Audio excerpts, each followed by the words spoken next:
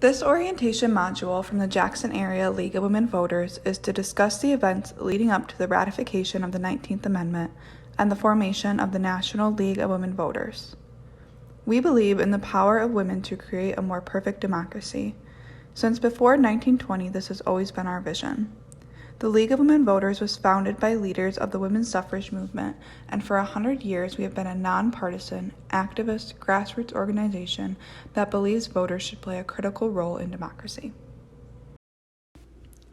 Carrie Chapman Catt, the president of the National American Women's Suffrage Association, proposed the creation of a League of Women Voters to finish the fight and aid in the reconstruction of the nation at the 50th Convention of the NAWSA in St. Louis, Missouri. This led to the formation of women voters within the NAWSA, composed of the organizations in the states where suffrage had already been attained. The next year, on February 14, 1920, 6 months before the 19th Amendment of the Constitution was ratified, the League was formally organized in Chicago as the National League of Women Voters. Catt describes the purpose of the new organization as follows. The League of Women Voters is not to dissolve any present organization, but to unite all existing organizations of women who believe in its principles. It is not to lure women from partisanship, but to combine them in an effort for legislation which will protect coming movements, which we cannot foretell from suffering and untoward conditions which have hindered for so long the coming of equal suffrage. Are the women of the United States big enough to see their opportunity? Formed by the suffragists of the National American Women's Suffrage Association, the League began as a mighty political experiment designed to help 20 million women carry out their new responsibilities as voters. The experiment was run by Maud Wood Park, the first national president of the League and thus the first League leader to rise to the challenge. She had steered the women's suffrage amendment through Congress and in the last 2 years before ratification, and liked nothing better than legislative work. From the very beginning, however, it was apparent that the legislative goals of the League were not exclusively focused on women's issues, and that citizen education aimed at all the electorate was in order. Women had limited victories for voting rights prior to the 19th Amendment. Territorial legislature in Wyoming granted voting rights to women in that area on December 10, 1869. In the early 20th century, additional states passed legislation allowing women to vote.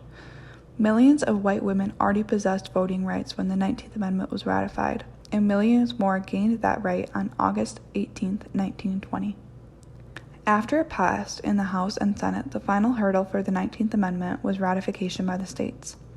As anti-suffrage groups still fought to oppose ratification, suffrage leaders mobilized to continue their pressure campaign in the states. Finally, the amendment was ratified in Tennessee and officially made law on August 26, 1920, when Secretary of State Bainbridge Colby signed a proclamation certifying its ratification. Though it was a victory for white women, minority groups of women, such as Black and Asian communities, waited decades longer for their own right to vote. Black women played a large role in the suffragist movement for the 19th Amendment that discriminated against them. Of course, as historian Martha Jones points out, whites in the Jim Crow South knew all too well how to keep African Americans from voting, between poll taxes, literacy tests, grandfather clauses, violence, and lynching. Jones explains that it is a bargain in 1919 and 1920.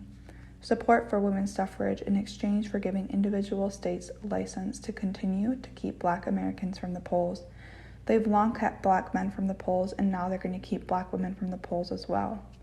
And just 2 months after the 19th Amendment was ratified, the prominent African American suffragist and activist Mary Church Terrell wrote a letter to the NAACP President Moorfield Story that was filled with foreboding. She said, "The colored women of the South will be shamefully treated and will not be allowed to vote, I am sure. I hope the Republicans will do something toward enforcing the 15th Amendment. We are so helpless without the right of citizenship in this section of the country where we need it most."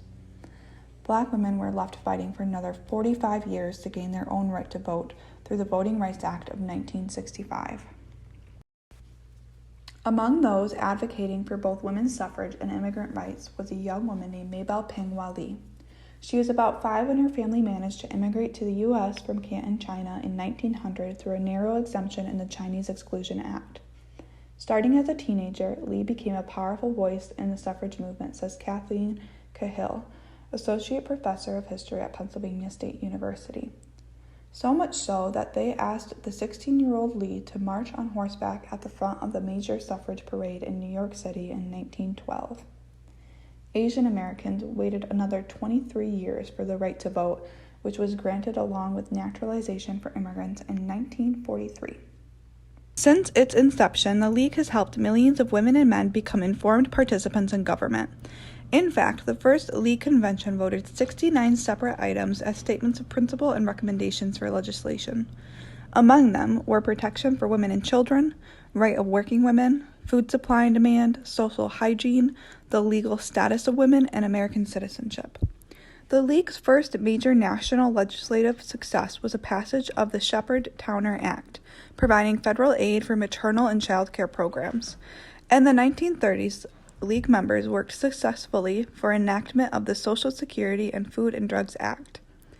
Due at least in part to the League's efforts, legislation passed in 1938 and 1940 removed hundreds of federal jobs from the spoils system and placed them under civil service. During the post-war period, the League helped lead the effort to establish the United Nations and to ensure U.S. participation. The League was one of the first organizations in the country officially recognized by the United States as a non-governmental organization. It still maintains official observer status today. Thank you for watching this training module by the Jackson Area League of Women Voters. Be sure to continue watching our training modules to learn more about the League of Women Voters and our history.